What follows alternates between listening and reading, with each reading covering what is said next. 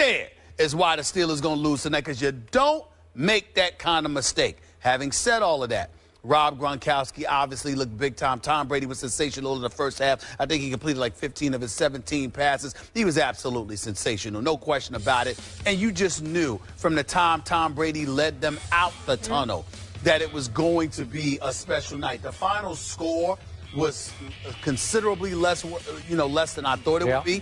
I thought the Patriots would drop 41. I thought the Steelers would still be able to put up points in bunches, which I still believe, by the way, had they not messed up that first drive. But in the end, they were not going to win this game. And to answer the question again directly, I think the New England Patriots have some things to be concerned about. Because even though D'Angelo Williams is no backup, he is the backup in Pittsburgh. And for him to run as effectively as he did yesterday, and for New England to bend a lot, didn't break, but bend a lot in giving up some big pass plays, I think that defense can be exposed, and as a result, I think there are some teams in the AFC that can take them out when it counts most, meaning the playoffs and preventing them from going to the Super Bowl. But they're still the reigning defending Super Bowl champion. So you did not see a potential Super Bowl winner on the field last night? Well, I'm just saying, I just think, listen, you have Tom Brady. Even the way they played last night, you could still end up winning that way. It's just that I think you're easily beatable compared to what you were last year. Really? Based on what I saw. Easily beatable. Okay. Compared to what I saw last year. Okay, first of all, I'm going to give you props for one very good point. The strategic turning point in that game was in that first drive when Todd Haley inexplicably went to a wide receiver pass, left-handed Antonio Brown. I don't know what they were thinking, because as a Patriots supporter, I was a little nervous at that point because it looked like they were rolling, because all the obvious plays that he had called had all gone for chunks of yardage. Yeah. I give you that. Now, I could sit here and I could nitpick to pieces the New England Patriots that I've already picked to win this year's Super Bowl, to repeat as Super Bowl champion. Okay. But I'm not going to do that, because I'm going to boil this down to one key point here. I'm going to try to get this through your head one last time, right here, right now, just before Week 1 on Sunday, when we have the full Sunday slate. As long as the New England Patriots have number 12 at quarterback, Thomas Edward Patrick Brady, number 12, as long as they have that guy, they can beat anybody, any place, at any time. They are extremely capable of repeating as Super Bowl champions this year. You can pick them to pieces, you can flaw them to death, you can flay them, and you can tell me this, that, and the other. But this man gave you another masterpiece last night. This man is an NFL treasure. And I'm going to say this one more time. I want to publicly thank Judge Berman for having the guts to stand up to the National Football League and to put Roger Goodell back in his sorry place and to free Tom Brady so we could see that last night on national television. I think even you had to appreciate what you saw last night. First of all, we all appreciate Tom Brady, the football player. There's no question about that. Secondly, I don't think it took the judge courage. He doesn't work for the NFL. He doesn't work for the Patriots. He doesn't work for... I thought he... Excuse me, he's a federal judge. The NFL had home court advantage in that case. No, they had home court advantage because the belief was that the courts are management-friendly, which they are. But the judge itself, a federal judge, the league has absolutely positively no dominion over him. So it didn't take courage on the part of Richard Berman to sit there and usurp Roger Goodell's supposed authority and insert Tom Brady back into... huge backbone. No, it didn't. Yes, it did not. Yes, it did. Listen, you know it did. Not if you're a federal judge, is all I'm trying to say. When the whole world is predicting that Roger Goodell is going to steamroll Tom Brady. But the whole world isn't the judge overseeing the case, nor is he a federal judge that has no obligation to the NFL. Didn't take. I'm just saying you're throwing out the word courage. Okay. That's all I'm trying to say. So back to football. Enough of that. Thank you. You know, you can have your bad man, Aaron Rodgers. You can have Andrew Luck, as in Luck, first ballot Hall of Famer Andrew Luck. You can have them. Right here, right now, still the best quarterback in all of football is number 12, Tom Brady, at age 38. I'm sorry.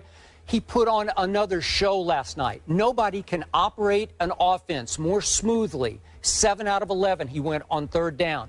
Nobody throws a sweeter, nicer, more accurate, more catchable football than Tom Brady throws.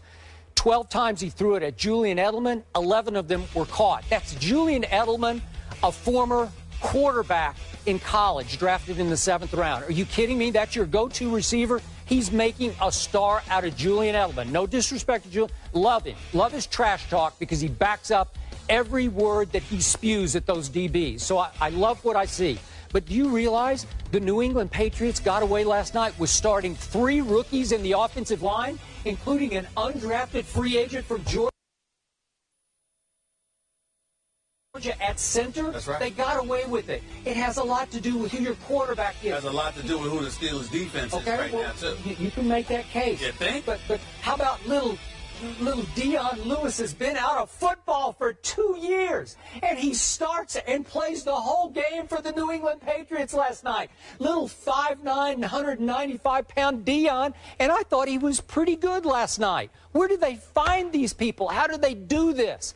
It has a lot to do with who you have at quarterback, because you can always trust that Tom Brady's going to throw it accurately to somebody. And Gronkowski, by the way, has a co-monster now at tight end in Scott Chandler. A co-monster at about 6 feet 7 inches tall. You better look out. And all you teams that want to trash talk about, oh, all you got to do is rough up Gronk at the line of scrimmage and you'll knock him off his... Are you serious? So I thought for a while the strategy was, we're trying to deke him here because we're not going to cover him. He thinks we're going to rough him up. We're actually not going to cover him. Are you kidding me? So he shredded them, oftentimes when nobody was covering him. So my point is, I told you yesterday, little Malcolm Butler, the Super Bowl hero, he is going to start turning into a star this year. And I thought, even though the numbers scream that Antonio Brown had a great game last night, 9 catches for 133 yards and the late touchdown, listen, Malcolm Butler played his little tail off last night. That's the hardest receiver to cover in pro football as far as just chasing him around. He had him in solo coverage. It seemed like 2/3 of the time. So Malcolm Butler, I thought, played very well last night. He showed you his ability. The problem is he just got to get his hands up and catch the football. He should have caught the last one or at least knocked it down, and a whole lot of people lost a whole lot of money because of that one throw into the back of the end zone with whatever it was, 2 seconds to go. Sorry about that, Brian. But the point is, that's just a little inside joke, but the point is, I know they have some flaws, but I saw the makings of another Super Bowl team that will start coming together, and I'm telling you, you shouldn't bet against this bunch. Well, I'm saying to you that let's not, get carried away simply because of the Steelers' defense. Let's call it what it is. Their secondary. I mean, you got Dick LeBeau, he's gone. Keith Butler's your new defensive coordinator. He and Mike Tomlin are supposed to have their fingerprints on this defense, but we haven't seen that yet. This is just the first game of the season. Okay, you got Ike Taylor. He's experienced. He's gone. You got Troy Polamalu. He's experienced. They're in transition. They're in transition. Yep. Everybody's talking about William Gay and, two of these boys and Timmons, and I'm just looking at them, Shazier and Jarvis Jones, and I'm just saying to myself, I need to see a defense that shows up. I didn't see a defense that was able to get to Tom Brady as much as you would like, considering the youth on their offensive line. I think they had got him twice. I think they got like a combined. I think they got like a combined 5. In terms of their starters, started about combined 5 games, for crying out loud. You look at the Steelers' defense; their secondary is abysmal. And the fact is that going up against that secondary, particularly if you're Tom Brady, forget about the receptions by Gronkowski and 8 or 9 different receivers. Did you see how open these guys were last night? You see how many defensive assignments were missed? That's what I'm saying. Obviously, it's going to get better because a legitimate argument can be made that it can't get much worse. The Steelers' defense did not look impressive. Their secondary looked embarrassing. And because of it is why I don't think you can really judge what you're going to see from the Patriots. We can all predict that the Patriots are going to be formidable. They're the reigning defending Super Bowl champions, and they still have Gronk. They got Chandler. They've got Tom Brady. They've got Bill Belichick. You've got everything in place offensively. The Edelmans, the Amendolas of the world. Everybody's there. Not Vereen or Ridley, but pretty much everyone else is there. Defensively is where I think the Patriots can get exposed, because let me tell you one way there is to stop Tom Brady. How about keeping him off the field, which the Steelers were doing relatively successfully? If you keep Tom Brady was cussing at himself last year at Lambeau Field. Why? Because that bad man that he is, Aaron Rodgers, when it counted, didn't let him get the ball back and didn't give him an opportunity to get back on the field to save the day. That's what I'm saying to you. Certainly Tom Brady can be who he is, as effective as he is, as great as he is. But that's only when he's on the field. And in order to get him on the field, that defense has to show up. And they bended entirely too much against the Steelers last night, without Le'Veon Bell, without Pouncey to help protect Roethlisberger, without Martavius Bryant. So guess what? When you're going up against some other teams, particularly teams with a running game, you might be able to keep Tom Brady off the field, and that's a problem. Okay, last quick point. Are you ready now to buy into Tom Brady as the best quarterback in football? No. Why not? No. Even after that? Why? I think that Aaron Rodgers is about to play this Sunday. I didn't see Aaron Rodgers playing last night. You saw Aaron Rodgers playing last night? I didn't see him. I did not see Aaron Rodgers playing last night. That's a good question because I did not see that. I watched the second half of the NFC Championship game at Seattle, and I didn't see Aaron Rodgers either. Oh, come on, guys. Where was he? And I remember, maybe he retired. And I remember I don't the year know. before you said the same thing about Tom Brady. Oh. So what? So what? Tom Brady can have a bad AFC Championship game, but Aaron Rodgers can't have a bad NFC Championship game, which, by the way, was against the Legion of Boom. Against the premier defense in the NFL. The same Legion of Boom that got shredded by Tom Brady in the Super Bowl? You mean the same Legion of Boom where Richard Sherman was hurt, Earl Thomas was hurt, Cam Chancellor was hurt? You mean that defense? You mean they weren't hurt in the NFC Championship game? By the way, excuse me. They were already hurt. They were no. They got hurt then. They were really hurt in the Super Bowl before the game began. Oh, so they got hurt in practice before the Super Bowl? No. They got hurt in the NFC Championship. Thank you. Okay. So where was Aaron Rodgers in the second half? They got hurt. QBR of All I'm saying to you is that you're talking about Seattle. We talking about Seattle. There's no shame in Seattle. Don't tell us to rush. We talking. You can't sit there and look at Seattle. I know that. I'm just saying you can't look at Seattle and ignore the fact that they're an elite team. Can't do it. We're going to get into Seattle more later. Pretty quickly here, I think.